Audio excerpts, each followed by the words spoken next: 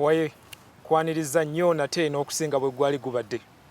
Alya omwaka nga gutandika emabegako nabagamba this is a new year and we have many new topics. I tell you, things are going to be very interesting this year. Teweewuunya njogera luzungu naye nja kukubuulira lwaki mu maaso awo. Emabegako awo omujjukira si mabegako nnyo emyaka mitono egiyise mu 2007 omuyimbi Paul Kafeero yagenda n'awummula emirimu gy'ensi eno. Naye yali anaatera okukuza emyaka kumpi ya 20 ng'aweereza mu mulimu guno ogw'okuyimba naddala ennyimba eza Kadongokamu. Yabitandikayo mu 1978 awo bwe watyo.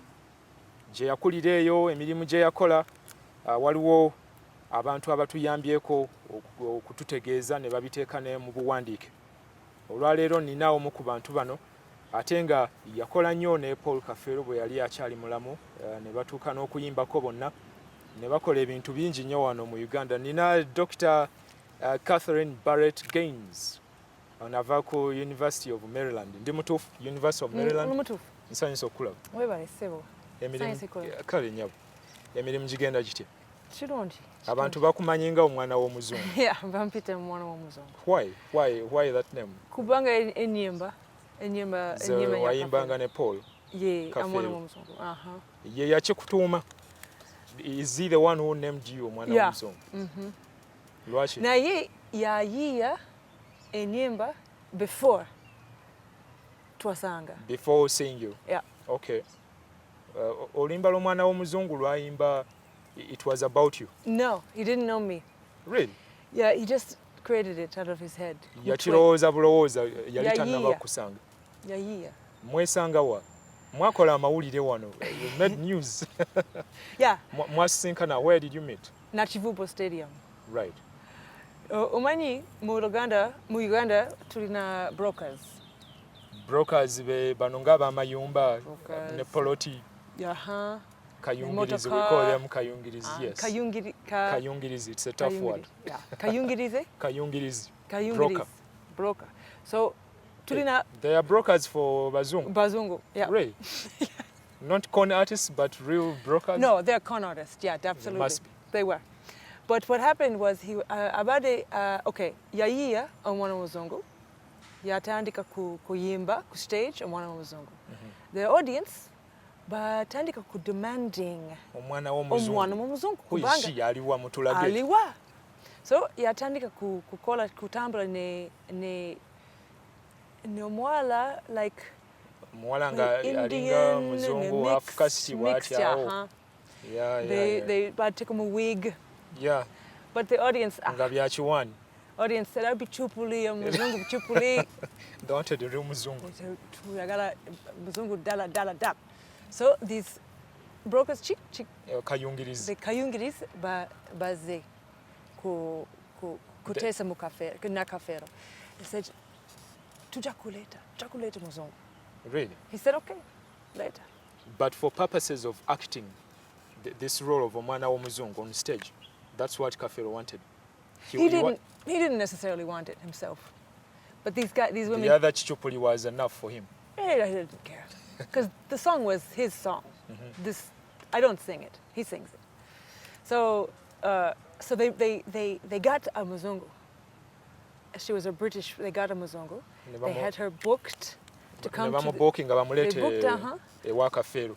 No, not a Kafeero, but the show, Nachivuo. Okay. Babade bayimba bakola show ne Sematimba.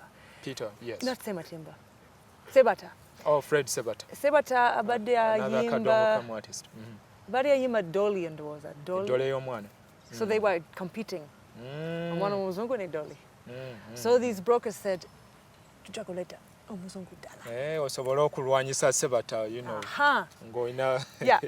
So, but the problem, okay, they booked her. But then she went. The girl didn't show up. She disappeared. Oh. So on the day of the show, this was October 25th, 1998. October 25, 1998. So now, what to do?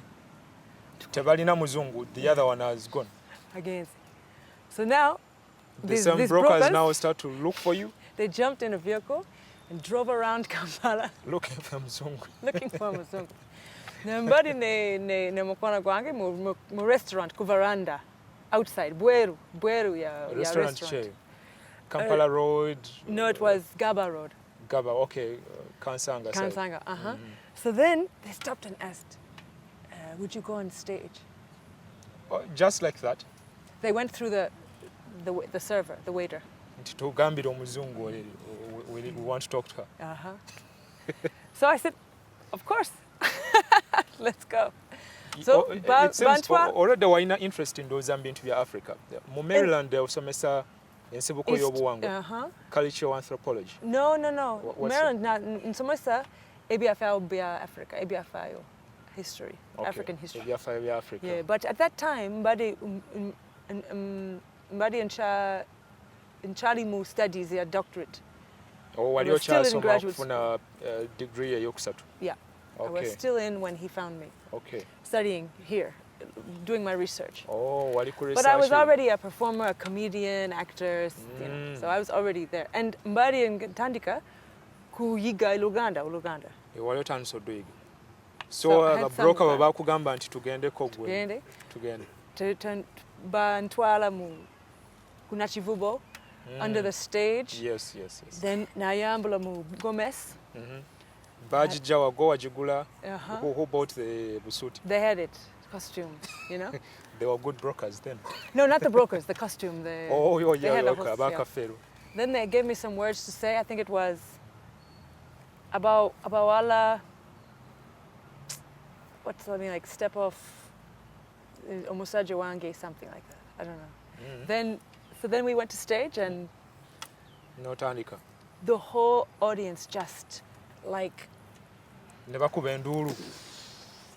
they lost their mind. Their heads exploded. Balabye omwana w'omuzungu. Yeah. Ddala. I actually thought that Kafeero composed that song and recorded it. That's what I used to think. No. See what Charlie. Because you see, yali muyiya.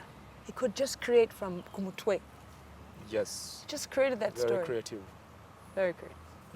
A genius, I told you. Yes. Ekitabo kino it's actually ensonga lwaki enkuyina olwaleero ku bench. Si kyangu okusanga bitabo bwe biti ebikwata ku muntu nga Munnayuganda. But I tell you, kino ekitabo tekiriiko value. Gy'oyinza kugamba nti, you know, it's this price. It's just a wonderful piece of work. Ekitabo abatulaba bakiyita One Little Guitar. Kadongokamu. That's Kadongokamu in Uganda. You coined this to mean Kadongokamu. Exactly. One little guitar is a Kadongo che. Also, he is also one little guitar. Right. Like Kafeero was one little guitar. Right. So, omutwe gw'ekitabo One Little Guitar, the words of Paul Job Kafeero. Kathryn Barret-Gaines, Omwana w'omuzungu. So, mu bigambo wano ebyomuwandiisi ebyanjula ogamba Kafeero was a genius by any measure of that word. Mu Luganda ogamba otya genius? Genius y'omuntu omugezi omusufu. Omugezi omusufu. Yeah, kagezi munnyo muntu tali just mugezi naye asukkawo ate awo. Yes. So he was a genius by any measure of that word. But I fear that English is too poor a language to convey that to the reader. Naye ntya okukozesa oluzungu kubanga lunafu nnyo okuggusa kye njagala okwogera nti Kafeero ddala yali mugezi. So the first day you saw this man, you were convinced that he's wanjawulo, he's different. Yeah, absolutely. The first time I saw him, he is different. Have you ever seen him? I saw him many times. Didn't you think something was different about him? Yeah, kuyiya kwe nange ne kaakati nkyakwewuunya nnyo. Enyimba naddala engeri gye yakozesanga Oluganda n'okutuusa until today. Ngenda ne mbuuza abantu naye Kafeero yali ayimba kiki ekyo? What's the meaning of that word? I'm just learning some of these words just now. How many years after his death? Quite many. Well, you have a lot of work kubanga enyimba mitwalo mwenda. That makes sense in Uganda? 90. 90 kyenda. Kyenda. Ennyimba kyenda. I was saying money, right? Sorry. Ezo badde oyogera ssente. Emitwalo mwenda ziba ssente. Kyenda. Ennyimba kyenda. So ku album abiri mwemu yasembayo yali nsonda nnya. Right. So okuwandiika ekitabo kino kuliko emiko is pages. Bibiri mu how many are these? Kumpi bibiri mu kyenda. 290 pages. Obuvumu ebigambo mu bya Oluganda ate mu Luzungu. Nga byevoonuddwa ne mu Luzungu. Ennyimba za Kafeero zonna ze yayimba zonna ziri mu kitabo kino. Kati omwana w'omuzungu asooka n'annyonnyola Kafeero yaani mu peegi zino 1000 ezisooka, n'ayogera ebyafaayo bye, oluvannyuma n'atandika okwogera ku nnyimba zino, buli luyimba ate ng'alukyusiza mu Luzungu. Ate twateekamu these covers ya jacket ya buteepu obw'eddanga bwe bwabeera nga ndowooza bantu bajjukira bulungi. Kano bwe nkalaba nkajjukira. Twabugulanga wali ku paaka enkadde ewa Lousiana awo around there. So inspiration, it's a beautiful book, a beautiful nice content. Inspiration ekikwagaza okukola omulimu guno okijjawa, where do you get it from? Okay, when I was singing with him and traveling with him and moving around with him, I saw people looked at him when he performed. I don't know if you remember how people looked. They just mbajjukira nagendangayo mulaba ku kigunda kya Simba, just like mesmerized by him. And I would look at that and think, Yayimba chi. Agamba chi. You would see people getting excited. What is he saying? So I wanted to know. So I began to have someone translate each one. Olunaku luno olw'omusanga ba brokers bakayundizi bali bakutwala. It's a good story. Wamugamba ojja kukomawo. Did you tell him that I'll come back to perform? Sinze.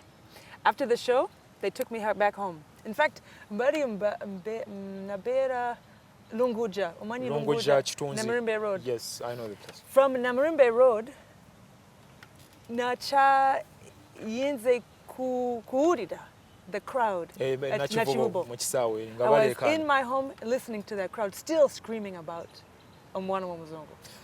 I thought, that was an interesting day. One day. I thought, that was one interesting day, right? Then like 2 days later, bakomyewo. Ewange. I said, would you go on stage again? They said the other brokers again. Yeah. Ani abasasulolo, who was paying them? They were cheating Kafeero. So they were taking money from Kafeero, telling him it was me, but they didn't give me any money. So they were brokers. Finally, mwafuuka abali asasula nga 500,000 per show for me. Emitwalo 5. Naye gwe nga tokwatako wadde. The brokers were taking them. Okyabalaba mwe bali mu Kampala. Have you seen them again? No, batuse. Babulawo dda bamala okukola ezaabwe. Ndowooza babeera bweru kati. Mu London oba. Yeah. Oluvannyuma finally mwafuuka ba mukwano nnyo ne Paul Kafeero. Yakuyinamu atya interest olwo lwatuuka n'agamba nti Kathryn? Well, he was a very interesting person, very unusual. You know, in Uganda it's difficult to find someone who truly believes that there's no difference between people. Kizibu okusanga Munnayuganda. Because here people are used to thinking some people are better than others. You know? Yeah, abantu yabalaba nga kyenkanya as equal. But he said, Oli muntu, ndi muntu. I said, Dad, that's a very unusual person. Actually, he said, Oli bantu, ndi bantu. That's what he said. Yeah. Or in English. You are a person, you are people, we are people. Tewali kitugana to do what we want. Yeah. Walina omusajja simanyi ebiseera mu US. Mu US walina boyfriend? Yeah, I did. N'omuleka?